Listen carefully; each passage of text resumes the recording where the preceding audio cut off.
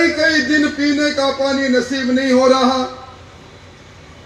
यहाँ के किसानों का जो हक हकूक है, देश के प्रधानमंत्री जी द्वारा जारी की गई किसानों के सुरक्षा चक्र के लिए प्रधानमंत्री फसल बीमा योजना का मुआवजा नहीं मिला। यहाँ के चिकित्सालय में डॉक्टर नहीं, कॉलेज के अंदर मात्र 1 या 2 लेक्चरर है। आपके दोनों बाद गजनई और दीपावास खाली पड़े हैं। आपके यहाँ की कानून व्यवस्था, इस कानून व्यवस्था का तो क्या कहना। इस जिले के अंदर जो कीर्तिमान स्थापित हुए हैं, कहीं जॉर्डन की बैंक डकैती की चर्चा राजस्थान में हुई तो एक ठेकेदार ने, हनुमान सिंह ने मृत्यु का वर्णन किया। क्यों किया? भ्रष्टाचार के इस भट्टी में जलते हुए इस इलाके के कारण, कमीशन खोरों के कारण से किया। इसकी अभिव्यक्ति अभी अभी मैं सुन रहा था। राजस्थान के अंदर 2 बड़े पद हैं। एक पद है लोकतांत्रिक तरीके से मत की पेटी से जो शासन निकलता है, जिसको हम सरकार कहते हैं, उस सरकार के मुखिया मुख्यमंत्री जी का। और दूसरा पद है इस सरकार के नौकरशाह में सबसे बड़े बाबू मुख्य सचिव का। मैं सोच रहा था, शासन के 4 साल निकल गए और निरंजन जी आर्य, जो निरंजन जी आर्य के नाम से नौकरशाह के प्रमुख रहे, मैं उनके इलाके में जा रहा हूं क्योंकि मुझे मालूम है शोभा जी के हमेशा दर्द रहता था कि मैं विधायकों के अधिकार के रूप में सड़कों के प्रस्ताव देती हूं। राजस्थान में सारे विधायकों की अनुशंसा पर सड़कें स्वीकृत हो जाती हैं, परंतु इस सोजत के अंदर एक अलग शासन व्यवस्था चल रही है निरंजन जी आर्य की। मैं सोच रहा था 4 साल हुकूमत के गुजर गए, मैं वहां जाऊंगा तो इस बार इस सोजत सिटी का, इस सोजत के ग्रामीण क्षेत्र का एक बदला हुआ स्वरूप मुझे मिलेगा। मुझे बड़ी अफसोस है, आज हम सबको मालूम है हम चुनावी साल के अंदर हैं, बंधुओं, चुनावी साल में। और इस चुनावी साल में आखिरी 3 महीने आचार संहिता, जिसको जोगाराम जी नो मैंस लैंड कहते हैं, किसी का शासन नहीं। इस सरकार की उम्र अब सिर्फ 8-9 महीने काम की है और 8-9 महीने के इस काम की सरकार में जिसका अधिकांश उम्र बीत गई, निश्चित तौर पर आज जनता जानना चाहती है सरकार के उन नुमाइंदों को जिन्होंने बहुत बड़ी बड़ी बातें कही। हमने क्या खोया, क्या पाया? क्या सरकार का वो वादा जिसका जिक्र पीपी साहब ने कहा, जिसकी बात दवे साहब ने कही, कांग्रेस के महाराज कुमार आते हैं इस राजस्थान में 1-2 नहीं 7 रैलियां करते हैं और संपूर्ण कर्जे के माफ की बात करते हैं। जहां अविनाश जी बैठे हैं, राजस्थान की विधानसभा में हमने सवाल किया कि सरकार के मुखिया, आप कहते हो आपने किसानों का संपूर्ण कर्जा माफ कर दिया, हमें ये तो बता दो 31 मार्च 2018 की वो कट ऑफ डेट जहां तक आपने कर्जा माफी की बात की थी राजस्थान के किसानों पर, सहकारी बैंकों का, नेशनलाइज बैंकों का अल्पकालीन ऋण, दीर्घकालीन ऋण कितना रहा? क्योंकि आपने आवाज दी थी 1, 2, 10 गिन के कि कर्जा माफ हो जाएगा। जवाब आया 99,996 करोड़ रुपए। और दूसरा सवाल ये पूछा था लिखित में, कर्जा माफ कितना किया? जवाब आया 7,400 करोड़ रुपए और इसमें से 2,000 करोड़ रुपए वसुंधरा जी करके गई थी। खुलेआम कहा था हम संपूर्ण कर्जा माफ नहीं करेंगे, सिर्फ 50,000 रुपए तक का कर्जा माफ करेंगे, अल्पकालीन ऋण माफ करेंगे। अब आज किसान पूछ रहा है वो संपूर्ण कर्जा माफी की बात कहां चली गई? और भाइयों, अटल बिहारी वाजपेयी जी ने इस हिंदुस्तान के किसान के हाथ में किसान क्रेडिट कार्ड दिया था, किसान को सूदखोरों से मुक्त करने के लिए। और राजस्थान की विडंबना देखिए, जिन्होंने केसीसी के माध्यम से नेशनलाइज बैंक, राष्ट्रीयकृत बैंक, चाहे वो एसबीआई हो, एसबीबीजे हो, यूको हो, ग्रामीण बैंक हो, इन बैंकों से उस केसीसी के आधार पर जो लोन लिया वो एक तो नहीं, पीपी साहब को ध्यान में होगा, वो 16 लाख किसान है पीपी साहब। इन 16 लाख किसानों ने 13,800 करोड़ का लोन लिया। ये नेशनलाइज बैंक से जुड़े हुए किसान थे। सवाल किया था विधानसभा में, मुख्यमंत्री जी ने कहा मैं वन टाइम सेटलमेंट के लिए जा रहा हूं। मैंने कल्ला कमेटी बना दी, बीडी कल्ला की अध्यक्षता में कमेटी बनी। आज सरकार के 7-8 महीने रह गए, ये कल्ला कमेटी कौन से अल्लाह के प्यारी हो गई, आज तक उसकी रिपोर्ट नहीं आई। और तो मुझे बड़े अफसोस के साथ कहना पड़ता है, राजस्थान के अंदर एक दो नहीं, मैंने आंकड़ों के साथ विधानसभा में भी कहा था, राजस्थान के अंदर 1,25,000 से ज्यादा किसानों को जब ये कर्जा माफी का झुंझुना उन्होंने पकड़ाया। जनता सोचती है, किसान सोचता है, हमारी बनाई हुई सरकार, हमने मत दिया, मत की पेटी से निकली हुई सरकार, किसानों को रहनुमा कहने वाली सरकार, किसानों को अन्नदाता कहने वाली सरकार झूठ क्यों बोलेगी? उस किसान ने जब ऋण समय पर नहीं चुकाया, ब्याज पर चक्रवृद्धि ब्याज, 1,25,000 से ज्यादा किसानों को पीपी साहब रोड़ा एक्ट का आपने पढ़ा होगा 1973 का, नीलामी के आदेश निकल गए और 9,600 से ज्यादा किसानों की 1, 2, 3 करके जमीन नीलाम हो गई। आज इस सरकार के माथे पर एक कलंक है।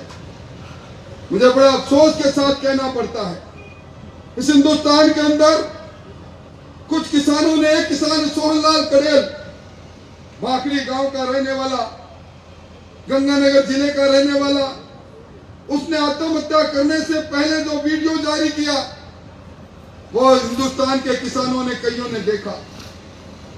वहां खोलने वाला था, उस सोहनलाल ने कहा मुख्यमंत्री जी मैंने एल्ड्रिन पी ली है, मैं मेरा जीवन त्याग दूंगा, मेरी बात पूरी करूंगा। इस वीडियो के माध्यम से, लाइव के माध्यम से मेरी बात शायद पूरी हो या नहीं हो, मैं बेहोश नहीं हो जाऊं, पर मेरी मौत की जिम्मेदारी आपकी है, क्योंकि आपने अगर ये नहीं कहा होता कि हम संपूर्ण कर्जा माफ करेंगे, तो मेरे पास मेरी जमीन का 2-3 बार नीलामी के लिए एसडीएम का ऑर्डर नहीं आया होता कि तेरी जमीन कुर्कशुदा है, तेरी जमीन पर ढोल लेकर हम 1, 2, 3 करने आ रहे हैं। और सोहनलाल कड़ेल ने कहा, मेरे पिता ने मरते वक्त कहा था, बेटा ये धरती तेरी माँ है, कुछ भी हो जाए माँ को मत बेचना। आज परसों मेरी जमीन नीलाम होगी, मेरी माँ नीलाम होगी, मैं उसको देख नहीं पाऊंगा, इसलिए मेरे जीवन को समाप्त कर। ये हालात है। और सुरजाराम की बात आपने सुनी होगी, जेब के अंदर ये लिखकर मेरी फसल बिक रही है, हनुमानगढ़ के जिला कलेक्ट्रेट के अंदर फांसी खाकर मर गया। ये हालात, कौन है इसका जिम्मेवार? क्या हम पूछना नहीं चाहते? ये जनता की अभिव्यक्ति के रूप में मैं सवाल खड़ा करना चाहता हूं उन लोगों को, जिन लोगों ने, कांग्रेस के लोगों ने इस राह पर हमारे लोगों को लेकर गए। भाइयों, आज हालात क्या है? कहते हैं कि इस हिंदुस्तान में जो भी पर्यटक घर से निकलता है, जो घूमने निकलता है, हर 6 पर्यटक टूरिस्ट राजस्थान में आता है, क्योंकि राजस्थान के कण-कण में क्या तपस्या, मान मर्यादा की कहानी छुपी है। जहां मैं बात कर रहा हूं, रोमांचित हो उठता हूं जब शेरशाह सूरी की वो कई भी बातें याद आती है इतिहास के पन्नों पर। कमर मुट्ठी पर बांधने के लिए दिल्ली की सल्तनत खो बैठता। आज इसी को देखने के लिए इस पूरे दुनिया के पर्यटक आते हैं। अभी मैं एक दिन लेख पढ़ रहा था, बाहर से आने वाले पर्यटक यहाँ की कानून व्यवस्था के कारण से जो दहशतगर्दी का वातावरण बना है उसमें उन्होंने आना बंद कर दिया। मुख्यमंत्री जी की पिछले सप्ताह फोटो छपी, 4 साल बेमिसाल। हमने कहा निश्चित तौर पर बेमिसाल 4 साल है मुख्यमंत्री जी। इस राजस्थान के अंदर सर्वाधिक अपराध और अपराधी आपके गृह मंत्री रहते हुए बेखौफ रहे। जोगाराम जी को मालूम है, पुलिस एक्ट बना 2003 के बाद पूरे मुल्क में हर सरकार को हर साल कौन कौन से अपराध घटित हुए, कितनी एफआईआर दर्ज हुई, कितनी हत्याएं, कितने बलात्कार, कितनी चोरी, कितनी डकैती, कितने अपहरण, सबका ब्यौरा भेजना पड़ता है। नेशनल क्राइम ब्यूरो की ग्रिड बनी है, नेशनल क्राइम ब्यूरो के रिकॉर्ड में।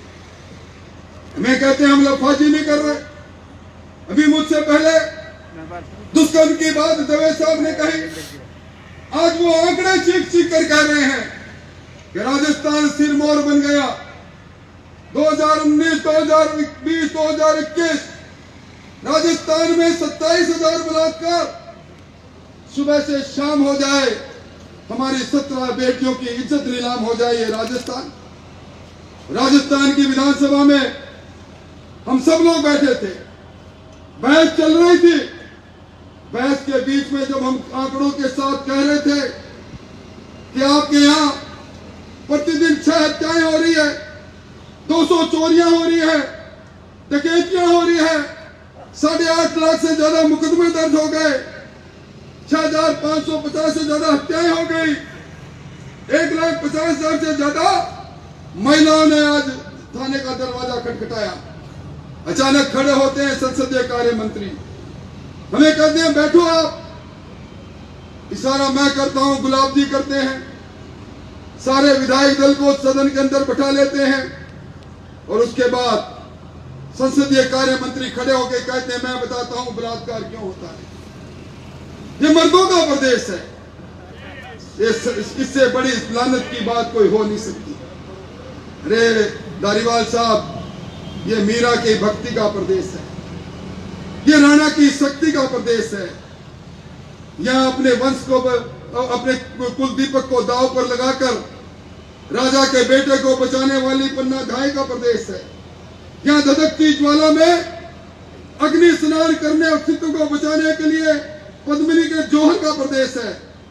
और दूसरे दिन मुख्यमंत्री जी क्या बोलते हैं, आपने अखबारों में पढ़ा होगा कि बलात्कार करने वाले कौन, ये तो परिवार के लोग हैं।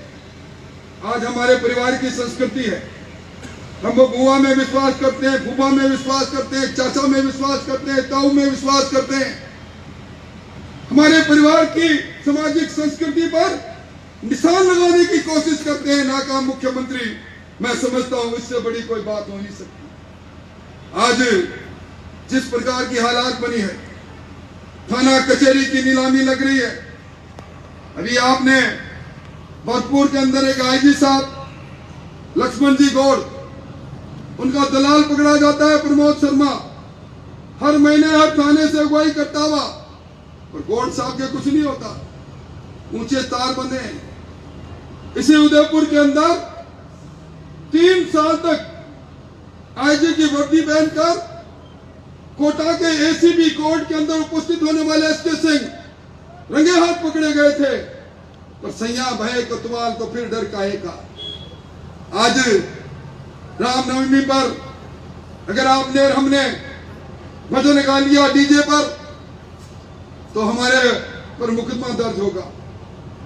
करौली के अंदर राम जी की यात्रा पर हमला हो जाता है, कन्हैया लाल का सर किस लिए काट दिया जाता है, वो कहता है भगवान शिव है और भगवान राम में मेरा अटूट विश्वास है। और मैं समझता हूं इस राजस्थान के अंदर इन 4 सालों में इंडियन पेनल कोड नहीं, जीपीसी गैलोक पेनल कोड का राज चला। जिसको चाहा उसको उसकी बात को सुना नहीं गया। और भाई भ्रष्टाचार के बारे में मुझे क्या कहूँ, मैं कहूंगा तो कहेंगे अभी एक सर्वे हुआ था, इंडियन करप्शन सर्वे, और मैं कांग्रेस के लोगों को भी कहूंगा ऑनलाइन रिपोर्ट कर निकाल के देख लेना।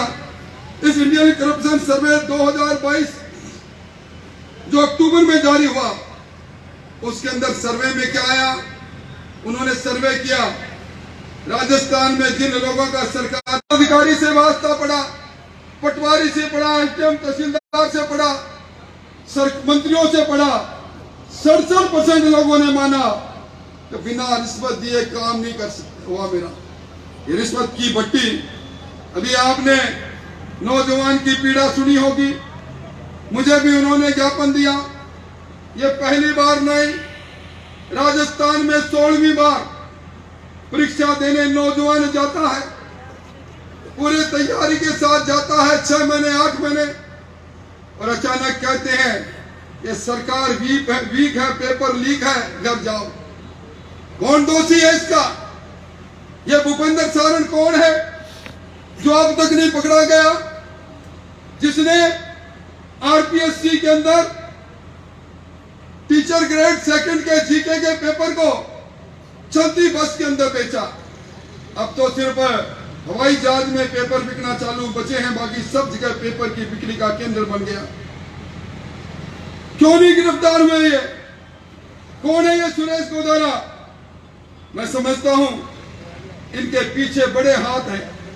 रीट की परीक्षा के अंदर जब शिक्षा संकुल के स्ट्रांग रूम से पेपर बाहर निकलता है, विधानसभा में हम कहते हैं डीपी जारोली माध्यमिक शिक्षा बोर्ड के जो निदेशक है उन्हें निलंबित किया जाता है, और वो उसी दिन कहते हैं मुझे बलि का बकरा क्यों बनाते हो। ये राजीव गांधी स्टडी सर्कल से जुड़े हुए लोग, जिनके चीफ पैटर्न गहलोत साहब हैं, जिनके पैटर्न राज्य के तत्कालीन उप शिक्षा मंत्री सुभाष जी थे, उन तक हाथ डालो, मुझे बलि का बकरा क्यों बनाओ। नौकरियां लूटी जा रही है, नौजवान के अरमान को लूटा जा रहा है, और आज राजस्थान के अंदर बेरोजगारी में जो नए आंकड़े आए हैं सीमाई के 30.7%। इस बार नेशनल क्राइम ब्यूरो की रिकॉर्ड में एक और रोमांचक बात निकल कर आई। पूरे हिंदुस्तान के अंदर जिन स्नातक ग्रेजुएट नौजवानों ने आत्महत्याएं की, उसमें भी राजस्थान 1 नंबर पर। ये बेरोजगारों को भत्ता देने वाले लोग आज राजस्थान का बेरोजगार सवाल कर रहा है। आपने कहा था 10+2 पास हो जाओगे तो जब तक नौकरी नहीं मिलेगी आपके खाते में 3500 रुपए जाएंगे। क्या हुआ उनका? आज सिर्फ 27 लाख में से 53,000 लोग बेरोजगारों के खाते में, वो भी 4 घंटे चपरासी बनकर कलेक्ट्रेट में खड़ा रहता है नौजवान, तहसील में खड़ा रहता है नौजवान, अपनी इज्जत को बेचता है नौजवान, उसके बाद मिलते हैं। मेरा तो सर शर्म से झुक गया। हमें विश्वविद्यालय गुरुकुल को मानते हैं, कहते हैं गुरु गोविंद दोनों खड़े काके लागे पाओ। अब कोटा के अंदर अगर प्रोफेसर हमारी बेटी को पास करने के बदले में रिश्वत में अश्वत मांगेगा, ये शर्म की बात नहीं तो क्या है, लानत की बात नहीं तो क्या है। राजस्थान की राजधानी में पीड़िता जाती है, कमिश्नरेट में जाती है, उपायुक्त कैलाश बोरा के पास जाती है, मेरा पति के साथ डाइवोर्स पिटीशन है। बोरा जी कहते हैं अगले दिन संडे है, संडे को मेरे पास आ जाना, अश्वत मांगते हैं। क्या हालात बना रखी है। मैं समझता हूं इन सारी बातों के बीच में जनता के आक्रोश की अभिव्यक्ति हम नहीं करेंगे तो कौन करेगा। अभी भारत जोड़ो यात्रा के बारे में दवे साहब ने कुछ बात कही। दवे साहब आपने सही कहा, इस मुल्क को जिस परिवार ने तोड़ा, शेख अब्दुल्ला की दोस्ती को निभाने के लिए नेहरू जी ने तोड़ा, आज वही लोग भारत को जोड़ने की बात करते हैं जो कल तक हिंदुत्व की परिभाषा में कट्टरपंथियों को ढूंढा करते थे। आज वही जय सिया राम की बात करते हैं। मैं समझता हूं ये भारत जोड़ो यात्रा नहीं, ये कांग्रेस तोड़ो यात्रा इस राजस्थान में इस सरकार की बुनियाद रखते ही प्रारंभ हुई थी। कभी आपने सुना, हम भी एक राजनीतिक दल के लोग हैं, पसंद नापसंद की हो सकती है, पर जिसके हस्ताक्षर से पीसीसी के तत्कालीन चीफ पायलट साहब ने दस्तखत किए थे, सरदारपुरा में अशोक गहलोत जी जब लड़ने जा रहे थे उनके उस टिकट के कागज पर, उनके लिए कहते हैं नालायक है, निर्लज है, नकारा है। और एक बात भी कहते हैं अगर रगड़ाई नहीं हुई, मैं आज इस मंच से कहता हूं भाइयों, राजस्थान के अवाम ने मन बना लिया है, इस कांग्रेस की रगड़ाई इस प्रकार की होगी, इतनी पतली रगड़ाई होगी, इस जोधपुर संभाग में कांग्रेस का विधायक ढूंढे नहीं दिखेगा। अरे हम थोड़ी कहते हैं, आपके मंत्री खुद कहते हैं, बुढ़ा साहब ने खुद ने कहा मैंने बड़ी गलती की, मैं हाथी पर सवार होकर विधानसभा में गया था, हाथ के चमत्कार का शिकार हो गया और आज हालत यह है कि इतने लोग ही मात्र जीतेंगे जितने लोग एक फॉर्च्यूनर कार के अंदर बैठ कर आए। मैं नहीं कह रहा, इनके मंत्री कह रहे हैं। आज हालात क्या बनेगा? आज राजस्थान के अंदर इन्होंने वादा किया था हम अपने संसाधनों से न्यूनतम समर्थन मूल्य पर किसानों आपकी फसल खरीदेंगे। हमने पिछले दिनों में बाजरी को लेकर बात उठाई थी, बाजरे को लेकर बात उठाई थी।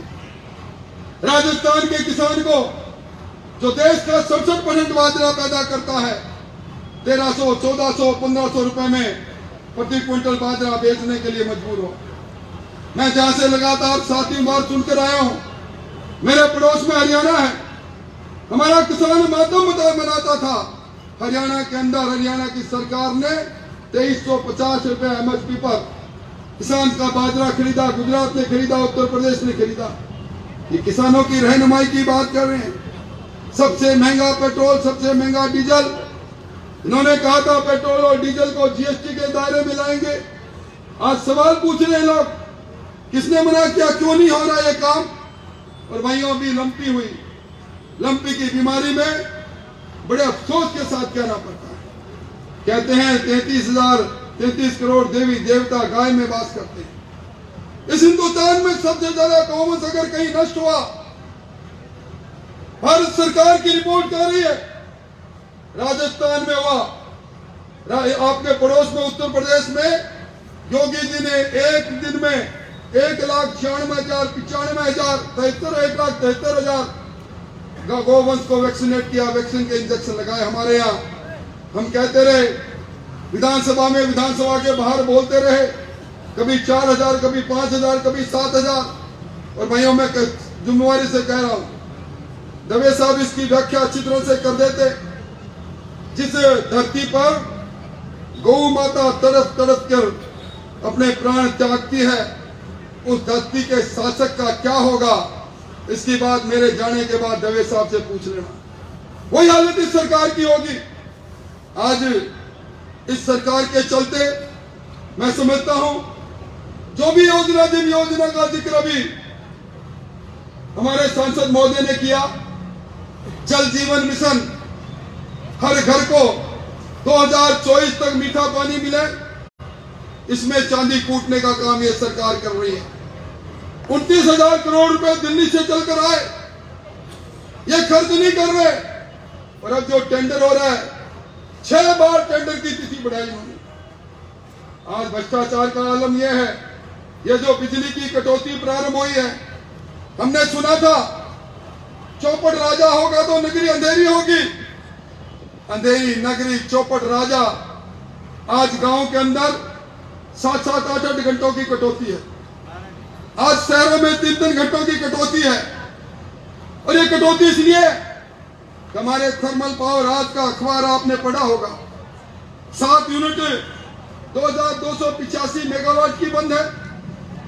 इसलिए बंद है, महंगी बिजली निजी विद्युत उत्पादनकर्ताओं से खरीदनी है। पिछले साल भी 14,000 करोड़ की खरीदी। इन्होंने महंगा कोयला खरीदा, अडानी से सिंगल टेंडर पर 1042 करोड़ कोयला खरीदा और फ्यूल चार्ज के नाम पर अब आपके बिल में करंट आपने देख लिया होगा, नहीं आया तो आने वाला होगा। 21 पैसे फ्यूल चार्ज के बड़े बड़े मिलेंगे और 7 पैसे ये जजिया कर अडानी के रूप में बड़े मिलेंगे, अडानी कर के रूप में। ना बिजली है, ना पानी है, ना कानून है, ना शिक्षा है, ना चिकित्सा है, सड़कों की बदहाली। मुझे कहने की आवश्यकता नहीं, इनके खुद के मंत्री, पर्यटन मंत्री पट्टा बांधे आए, मुख्यमंत्री जी की बैठक में कहने लगे ये पट्टा इसलिए है कि ये जो सार्वजनिक निर्माण मंत्री है ये भजन लाल जाटव मेरे जिले का है, ये सड़कें कम बनाता है, डामर ज्यादा खाता है, सारी सड़कें टूट गई, झटकों से मेरे गले के अंदर मेरे स्पॉन्डिलाइटिस हो गया। ये हालात इस सरकार के हैं। इसलिए भाइयों, मैं जिम्मेवारी से कहकर जा रहा हूं, आप सब लोग आए हैं, आप इस यात्रा के वाहक रहे हैं। अब इस सरकार की उल्टी गिनती प्रारंभ हो गई। अब आपके निरंजन जी आरआई बन के घूम रहे, गिरदावर बन के जिस तरह घूमता है ना उस तरह घूम रहे हैं, और घूमते में बड़ी अदा में है भाई। हम भी चलते हैं पर हम गोड़ेर बाजार संकड़े। वाह निरंजन जी वाह, क्या लीला है आपकी। और निरंजन जी, पिछली बार आपको जोर का झटका धीरे से लगा था, अब के जोर का झटका जोर से लगेगा। जमानत बचा पाओ तो मुझे कह देना। प्रधानमंत्री फसली बीमा के पैसे और प्रधानमंत्री फसली बीमा के पैसे इसलिए नहीं आए, राजस्थान के अंदर इस निरंकुश सरकार ने जो राजस्व था, जो इनको प्रीमियम में अपना हिस्सा देना था, वो जमा नहीं कराया। अविनाश जी को ध्यान होगा, हमारे कृषि मंत्री ने खड़ा होकर कहा था, हाँ ये सही है कि हमारे 9,000 करोड़ से ज्यादा का राजस्व हम जमा नहीं करा पाए। हमें उन्होंने कहा किसान कल्याण कोष बनाए, मैं उस कोष से पैसे जमा कराऊंगा, पर आज तक नहीं कराए। और इस बीमा कंपनी को उपकृत करने के लिए क्रॉप कटिंग के अंदर अब सैटेलाइट की इमेजेशन से दे रहे बीमा। आज सैटेलाइट अगर देखेगा, पेड़ पौधों में हरियाली है, सब जगह हरियाली है, उसको मिलाकर अगर आंकलन होगा, ये किसान के साथ अन्याय है भाइयों। और इस अन्याय का, ये पाप का घड़ा बीच चौराहे फोड़ दो। आने वाले समय में किसान के अन्याय का बदला लेंगे। और मैं आज कहकर जा रहा हूं, मेरी बात सुन लेना अधिकारी लोगों, बहुत हो गया, ये भ्रष्टाचार का तांडव बहुत हो गया। ये जनता की गाड़ी कमाई आपने खाई, और 8-9 महीने बाद में नई बात जब होगी, समय का चक्र घूमेगा, पारदर्शी सरकार यहाँ आएगी, तो आपके नाकों से भ्रष्टाचार की सारी राशि नहीं कटवाई, हमें भी क्या बात है। मैं कार्यकर्ता से कहूंगा, इनके नाम लिखो, इनके करतूत लिखो, और आने वाले समय में इनसे हिसाब लेंगे। आप सब लोग आए, आपका सबका बहुत बहुत आभार, बहुत बहुत धन्यवाद। बहुत बहुत धन्यवाद सम्मानित राजेंद्र राठौड़ साहब। अब मैं आभार के लिए एक मिनट से विराजे, आभार के लिए जोगाराम जी पटेल साहब से मैं आग्रह